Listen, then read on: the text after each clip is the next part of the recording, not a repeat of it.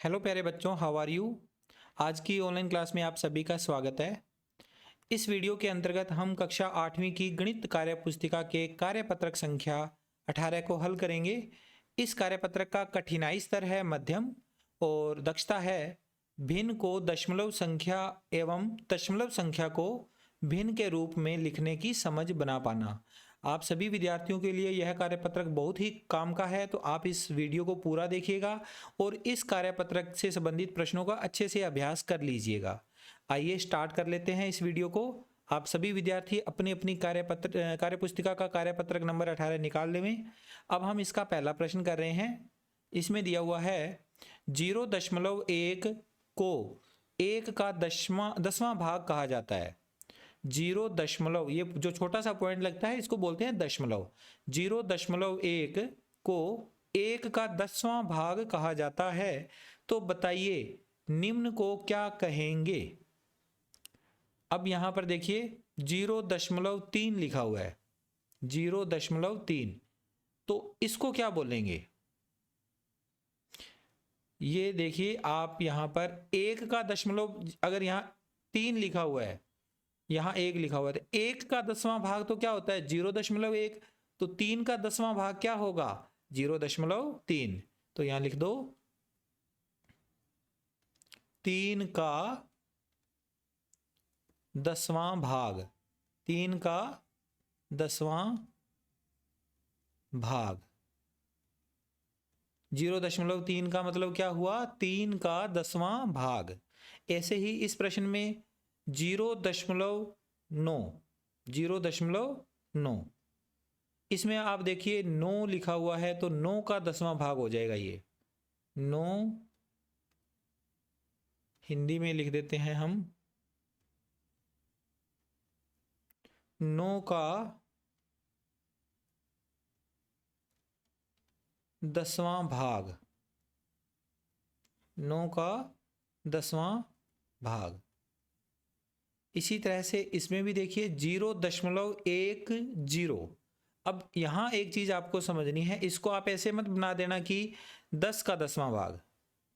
जैसे मान लो मैंने यहाँ लिखा कि 3 लिखा हुआ है तो 3 का 10वां भाग, या पॉइंट के बाद में 9 लिखा हुआ है दशमलव के बाद में, तो 9 का 10वां भाग।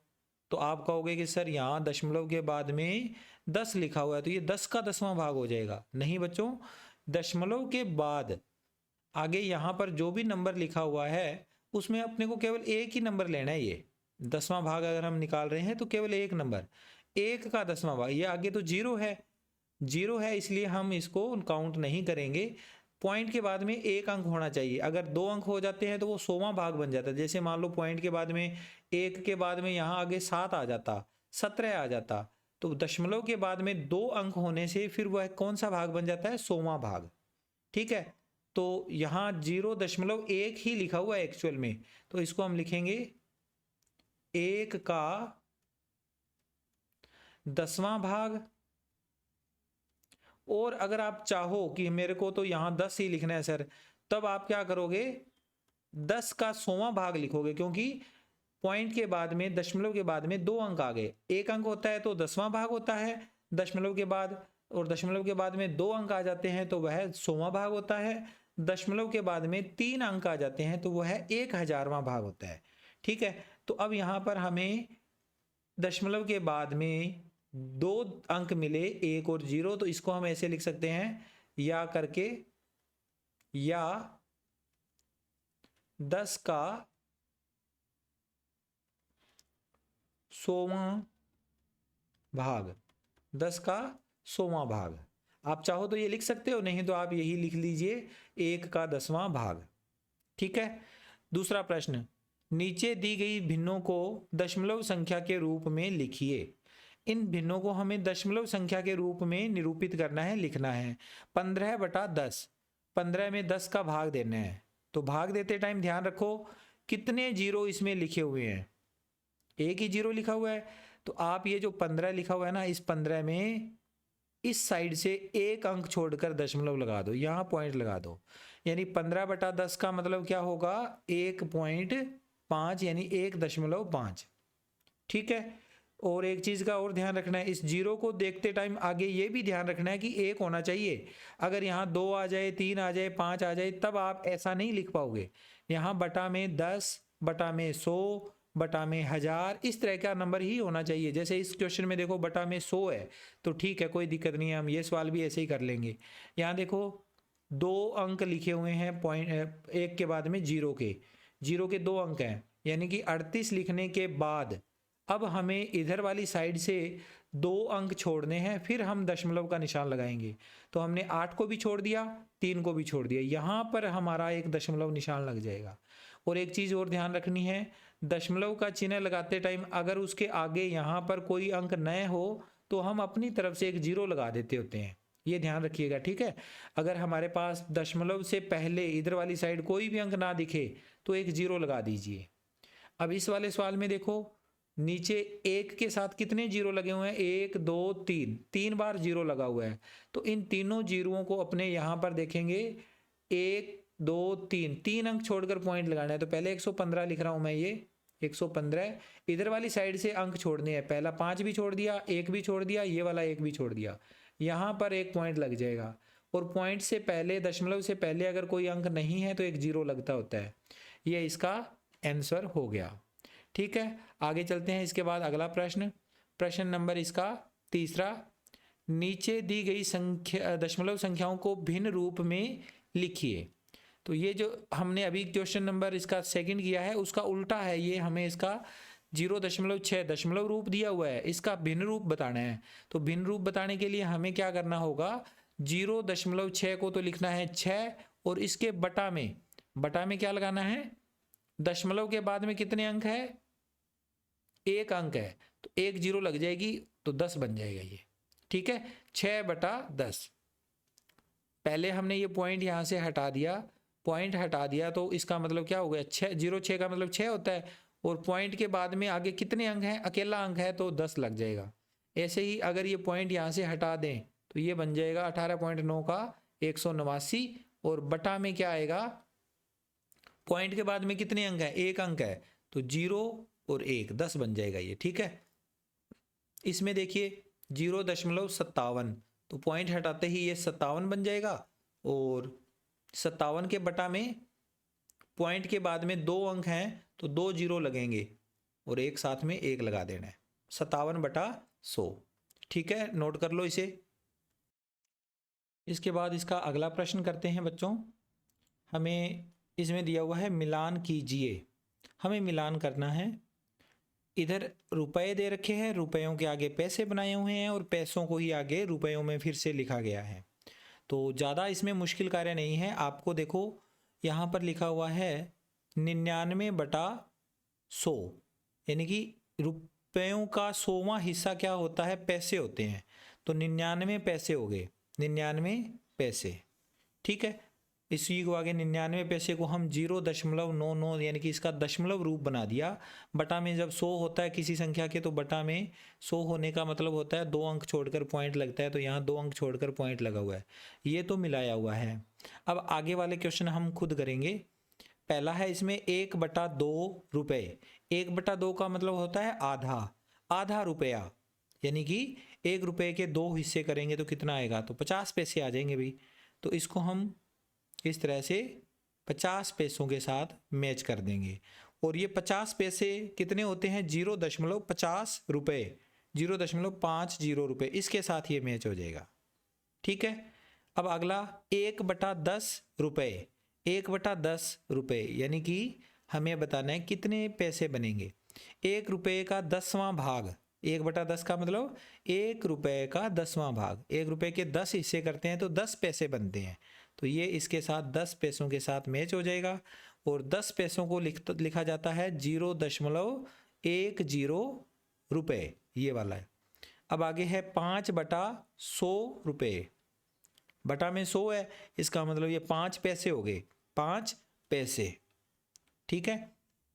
जब बटा में 100 आता है तो सीधे डायरेक्ट पैसे बन जाते हैं, ऊपर जितना लिखा होता है उतने ही पैसे, 5/100 यानी कि 5 पैसे, तो ये 5 पैसे के साथ मैच हो जाएगा। और 5 पैसों को हम कैसे लिखते होते हैं, 0.05 रुपये। इसके बाद अगला है 3/4, 3/4 रुपये। इसको कैसे करेंगे? 3 रुपये का चौथा हिस्सा, 3 रुपये के अगर 4 हिस्से करेंगे तो कितना आएगा? तो 75 पैसे आ जाते हैं ये, ठीक है।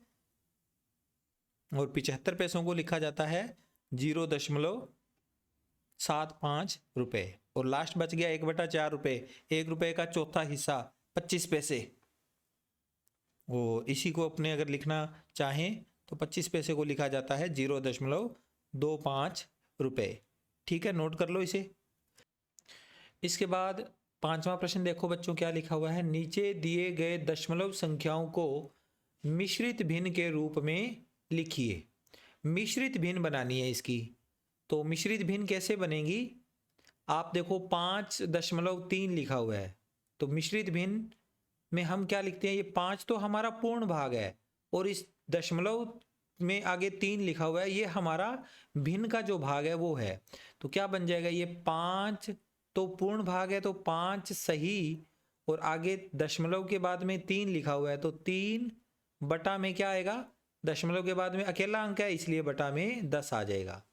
दोबारा समझो, 5.3 है, 5.3 है, 5 तो पूरे भाग है, तो 5 सही, और 5.3 है, तो 0.3 या 0.3 को 3/10 लिखा जाता है, तो 5 सही 3/10 हो गया। ऐसे ही इस सवाल में 8.9 है, तो 8 सही 9/10। 4.6 है, तो 4 सही 6/10। इसमें 6.4 है, तो 6 सही 4/10। इसमें 5.92 है, 2 अंक आगे तो बटा में अब 100 आएगा, 5 सही 92/100, ठीक है ना। दशमलव के बाद में 2 अंक आ गए तो बटा में 100 लगता होता है, जब पॉइंट के दशमलव के बाद में 2 डिजिट आ जाए तो। और इसमें 2.71 है, तो 2 सही 71/100, ये इसका उत्तर हो गया। नोट कर लो इसे भी आप अपनी नोटबुक में, इसमें कार्यपत्रक में। इसके बाद इसका अगला प्रश्न करते हैं, ये काफ़ी लंबा। इसमें दिया हुआ है, नीचे दी गई मिश्रित भिन्नों को दशमलव संख्याओं में लिखिए। मिश्रित भिन्न ये दे रखी है 9 सही 5/10, 2 सही 7/10, 9 सही 8/1000 और 3 सही 4/10। इनको हमें किस भिन्न के रूप में लिखना है? मिश्रित भिन्न को दशमलव संख्या के रूप में लिखना है। तो देखो 9 सही 5/10 है, तो 9 तो पूरे भाग है, तो 9 के बाद में पॉइंट लगेगा। 5/10, तो बटा में 10 होने का मतलब क्या है कि पॉइंट के बाद में जो भी अंक आएगा उसमें एक ही अंक होना चाहिए पॉइंट के बाद में, तो अकेला 5 ही आएगा बटा में इधर पॉइंट में, ठीक है। इसमें देखो दोबारा समझ लो, 9 तो हमारा आना ही था, 9 के बाद में पॉइंट भी लगना था। पॉइंट के बाद में इस 5 को लिखने से पहले हमें ये चेक करना है कि नीचे 0 कितने हैं। 0 1 है, तो 1 अंक ही आएगा, और 5 अकेला ही है, तो ये 5 आ गया, ठीक है। 9.5। इसमें देखिए 2 आएगा, फिर पॉइंट आएगा।